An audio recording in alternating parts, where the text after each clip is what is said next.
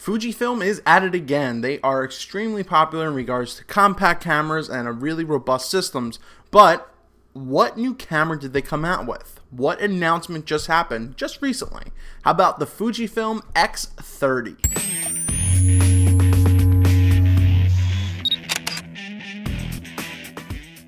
I'm going to show you right on their website one of the key features that they have and break down a couple more of the things, as this is a really awesome and versatile camera that I feel like I might pick up, down the road once the price drops just a little bit, which I think the price is going to be $600. So keep that around there.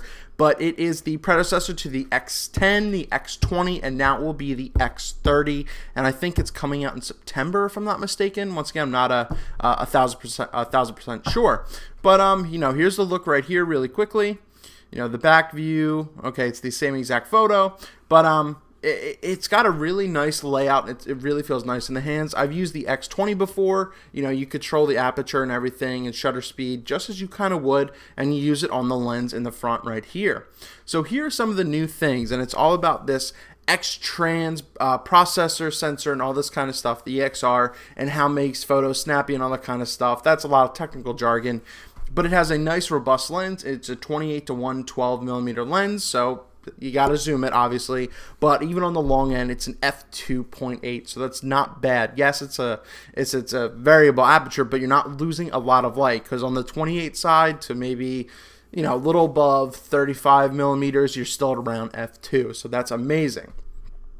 One of the big problems with the X20 was its viewfinder and how it wasn't great. I think it only covered about 85%. They really developed this new viewfinder, the electronic viewfinder, and now it does cover 100% of what you're trying to do. So that's great, and that's awesome. One big thing I heard when they were releasing this was it wanted to mimic having a portable film camera. So they tried to do this, monochrome film look type of thing. Once again, it's cool to have that versatility in any camera, but the thing is, if you set your camera to this mode, or in general to your monochromatic modes in any camera, you can't put color back. So I don't necessarily like this, because you can take a photo and then make sure you have all the information if you ever want it to be in color again, if you're trying to do black and white. So that's not something I love.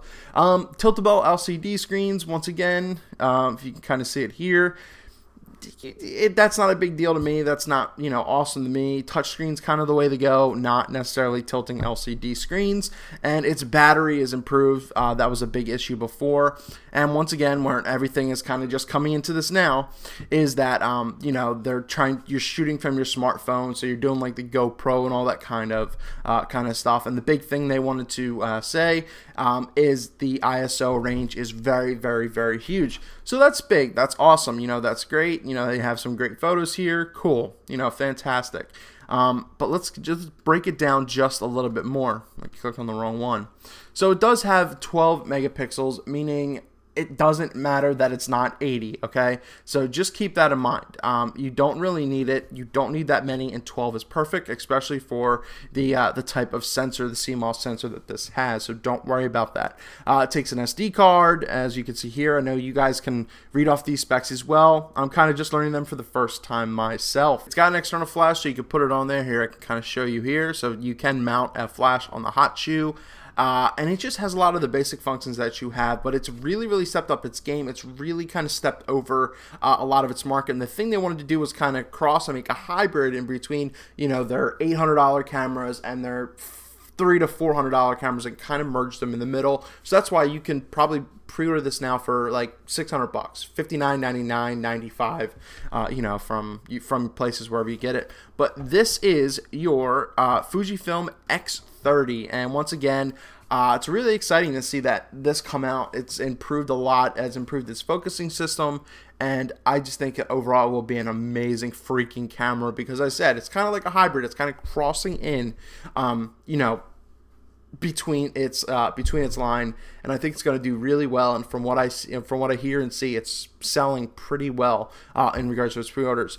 So what do you guys think? I know there's a lot of Fujifilm users out there. Once again, I've always wanted to get into line with like the X100, the X100S, just haven't been sold on the price 100%.